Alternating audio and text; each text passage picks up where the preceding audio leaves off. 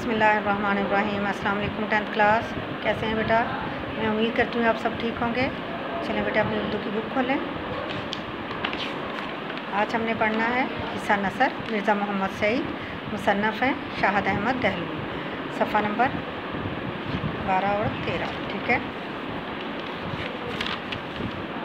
शाहद अहमद दहलवी का तारुफ़ करते हैं। शाहद अहमद दहलवी दिल्ली में पैदा हुए। वो डिप्टी नज़ीर अहमद के पोते और मौलवी बशीरुद्दीन अहमद के फ़र्जंद थे। 1925 में उन्होंने FC कॉलेज लाहौर से FSC करने के बाद मेडिकल कॉलेज में दाखिला लिया, लेकिन शदीद बीमार हो गए। चुनाचे तिब्बी तालीम जारी रखने का इरादा तर्क कर दिए। तिब्बी तालीम क्या, यानी मेडिकल की तालीम।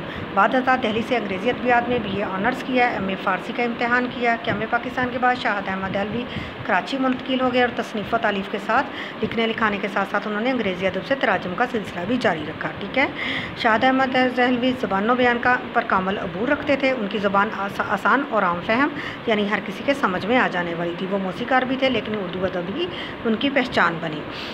उनके जो हैं गंजीना कहर उनका बहुत मशहूर खाका है, उसी में से ये टॉपिक लिया गया है। इस टॉपिक का नाम है मिर्ज़ा मोहम्मद सईद। तो इसको जिन्होंने लेके तरतीब दिया है वो शाहद अहमद दहलवी हैं। ठीक है, चलें हम रीडिंग करते हैं।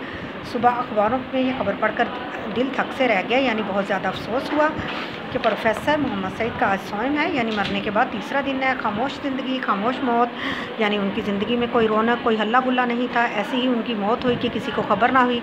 मिर्ज़ा साहब की हलालत यानी तबीयत की ख़राबी या मजाज या मर्ज़ुल मौत, यानी उनके मरने की खबर की इतला इससे पहले कहीं से नहीं मिली थी।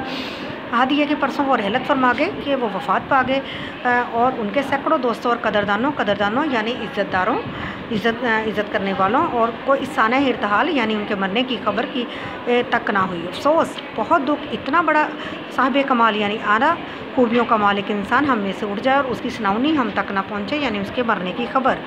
कितने बेखबर हैं हम लोग। ज़िंदा कौमों का ये शार नहीं है, ज़िंदा और अच्छी कौमों का ये तरीका नहीं होता कि अपने अहले कमाल अपने आला खूबियाँ रखने वालों से गाफिल हो जाएं। ऐसी गफलत मुजरमाना होती है, यानी सज़ा के काबिल होती है। शायद ये हमारी गफलत ही की सज़ा है कि मिर्ज़ा साहब को यूँ एक हमसे छीन लिया गया, यानी अचानक हमसे ले लिया गया और किसी को खबर तक ना हुई। आलिम की मौत यानी इल्म वाले की मौत, आलम की मौत होती है, यानी पूरे जहान की मौत होती है। एक दौर की मौत होती है, एक ज़माने की मौत होती है। ठीक है, अभी हमको इसका अंदाज़ा नहीं हो सकता कि मिर्ज़ा साहब की रुखसत हो जाने से हमारा कितना बड़ा नुकसान हो गया है। अब इनकी अदम मौजूदगी यानी गैर मौजूदगी रह रह कर हमें इनकी याद दिलाएगी और वक्त के साथ साथ उनकी जुदाई का घाव यानी ज़ख़म बढ़ता चला जाएगा। मिर्ज़ा साहब बहुत ही खामोश काम करने वालों में से थे, यानी इतने खामोश कि खुद उनके ज़माने के अक्सर लोग भी इनके इल्मी और अदबी कारनामों से वाकिफ़ नहीं थे। दरअसल खुद मिर्ज़ा साहब शोहरत से घबराते थे और पब्लिक प्लेटफार्म पर आना पसंद नहीं करते थे। पब्लिक प्लेटफार्म क्या है, आवाम के सामने आना पसंद नहीं करते थे। काम करते थे सताइश की तमन्ना यानी तारीफ़ की तमन्ना और सिले की परवाह से बेनियाज होकर। काम करते थे अपनी तस्कीन के लिए, यानी अपनी तसल्ली के लिए। काम करते थे इसलिए कि उन्हें काम करना होता था। फरमाइशी काम उन्होंने सारी उम्र नहीं किए, यानी किसी के कहने पर काम सारी उम्र नहीं किए। उन्होंने अब से 55 साल पहले सर अब्दुल कादिर के रिसाले मुहसन में मज़ामीन लिखे, मगर शेख साहब की फरमाइश पर नहीं, बल्कि खुद जब उनका लिखने को जी चाहा। मिर्ज़ा साहब किसी को खुश करने के लिए नहीं लिखते थे। मिर्ज़ा साहब पैसे के लिए भी नहीं लिखते थे। पैसे की तो उन्होंने कभी परवाह नहीं की, बल्कि पैसे के जिक्र से वो चिढ़ जाते थे और उन्हें मनाना मुश्किल हो जाता था। लाहौर के अक्सर पब्लिशरों ने मिर्ज़ा साहब से किताबें लिखवानी चाहिए और बड़ी बड़ी रकमें पेश की, मगर मिर्ज़ा साहब ने उन्हें एक लफ्ज़ भी लिख कर नहीं दिया। और जब अपना पहला नावल यास्मीन लिखा, कौन सा नावल लिखा, यास्मीन, तो अपने एक शागिर्द पब्लिशर को बेमुफ्त दे दिया, यानी बग़ैर कीमत के बग़ैर मुआवजे के दे दिया। इसके कुछ अरसे बाद दूसरा नावल ख्वाब हस्ती लिखा, इसे भी बग़ैर कुछ लिए दिए छपवा दिया। एक पब्लिशर साहब लाहौर से दिल्ली महज इस गर्ज से आए थे कि मिर्ज़ा साहब से नावल लिखवाएंगे। मैंने उन्हें समझाया, यानी शाहद अहमद दहलवी खुद बता रहे हैं कि मैंने उनको रोका, उनको समझाया कि मिर्ज़ा साहब नहीं लिखेंगे, मगर वो बड़े बड़े मुसन्निफ़ों को ख़रीद चुके थे। ना माने, बोले हम उन्हें एक नावल का 1000 रुपया देंगे, यानी उस ज़माने में 200-250 में काम हो जाता था। लिखने वाला लिखारी जो था वो 200-250 में काम करता था, लेकिन वो कह रहे थे मैं उनको 1000 रुपया दूंगा तो वो क्यों नहीं लिखेंगे। तो ये वो ज़माना था कि 200-250 रुपये में अच्छा खासा नावल पब्लिशर को यानी छापने वाले को मिल जाता था। चुनांचे मुझे अपने साथ लेकर मिर्ज़ा साहब की खिदमत में हाज़िर हुए। मैंने तारुफ़ करवाया, मिर्ज़ा साहब का माथा ठनका, यानी उनकी तारीफ़ें की, उनके बारे में बताया। पब्लिशर साहब ने छूटते ही नावल लिखने की फरमाइश की। ایک چھوٹتے ہی یعنی کہ ایک دم سے انہوں نے اپنی بات کرنا شروع کر دی۔ مرزا صاحب بڑے ٹھنڈے مزاج کے آدمی تھے، یعنی نرم لہجے کے بندے تھے۔ بولے آپ میرے ناول کے 5,000 روپے دیں گے، 10,000 روپے دے دیں گے، مجھے یہ منظور نہیں ہے، چاہے آپ 10 دے دیں، 5 دے دیں، مجھے منظور نہیں ہے کہ جو کام کر رہا ہوں اسے چھوڑ کر آپ کے لیے ناول لکھوں۔